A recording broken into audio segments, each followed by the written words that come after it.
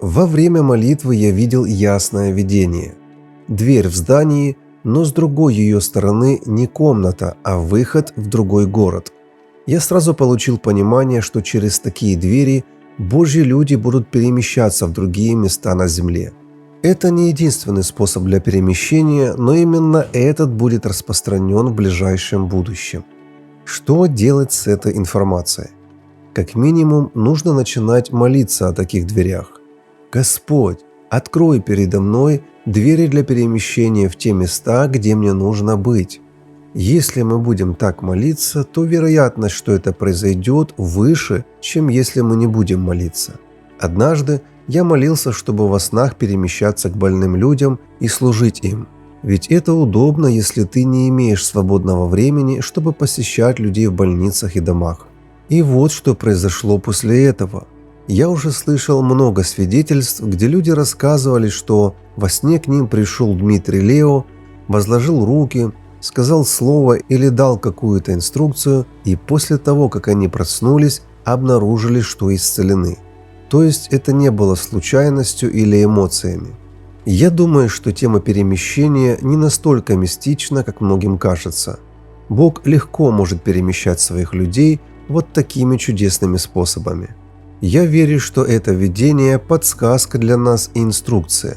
Так что давайте молиться. И будьте готовы, что в какой-то момент вы откроете дверь в соседнюю комнату, а перед вами улица Испании или Индии. И это не фантастика. Такие случаи уже случались с Божьими людьми, и мы даже показывали видеосвидетельства тех людей. Перемещение – это когда Бог физически или духовно перемещает ваше тело и помещает тебя в другое место, в то же время или в другое время. На своем опыте я переживал такое, и это все пришло ко мне в результате моего желания знать, кто есть Бог и что есть в Его Царстве. В Библии есть записи подобного в Иезекииле. Он был перенесен на расстоянии 1500 миль из одного места и помещен в другое, а также Филипп в Новом Завете. Если Библия говорит об этом, то это должно быть доступно христианам. Это должно быть частью нашей нормальной повседневной жизни. И я верю, что это одна из вещей, которая была утеряна телом Христа. И это просто фантастический опыт, который может произойти с вами.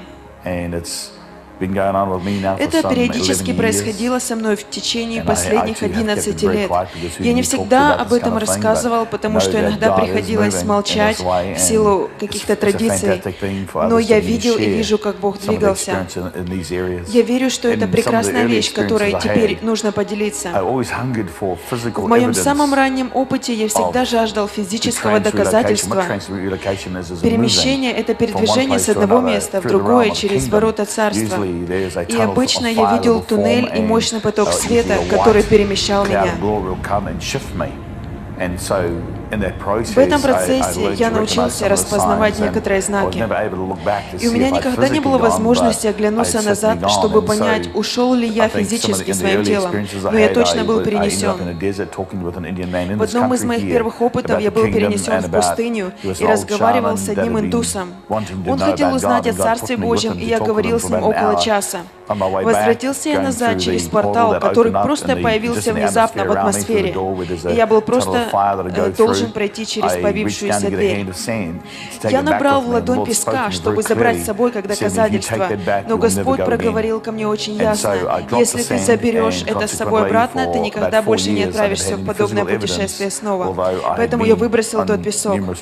И в течение 4 лет, когда я жаждал все-таки физического подтверждения, у меня было еще много таких путешествий. Это развивалось. И у меня произошло еще одно перемещение 4 года назад. Я был перемещен в восточную страну, где была перестрелка с оружием. в одном доме была мать со своими 3 детьми. Я вошел в тот дом через дверь, которая появилась в стене. Женщина посмотрела на меня. Я сказал, что пришел помочь. Я сказал, пойдемте со мной. И вслух я говорил на ее языке, хотя в разуме я говорил английской речью. Она задала мне вопрос. Я слышал, как она говорила на своем родном языке. Она спросила, кто послал меня. Но у себя в голове я слышал все это на английском. Это было для меня знаком. Я сказал, что Бог послал меня, пойдемте со мной. Она была христианка, потому что ее лицо сразу засияло после моего ответа. И она пошла за мной через ту дверь. И я не знаю, почему возвращаться в туннель нужно через двери, которые появляются в стенах. Это просто то, что делает Бог.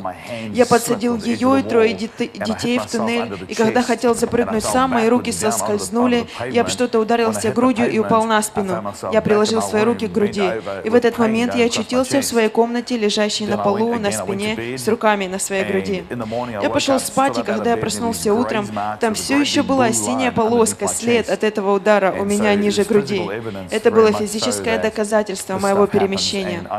И я знаю многих христиан, которые переживали подобное, но боятся делиться этим из-за радикальных взглядов церкви. Но небеса недоступны детям Божьим и не умещают так много потрясающих вещей. Это всего лишь одна часть из всего многого.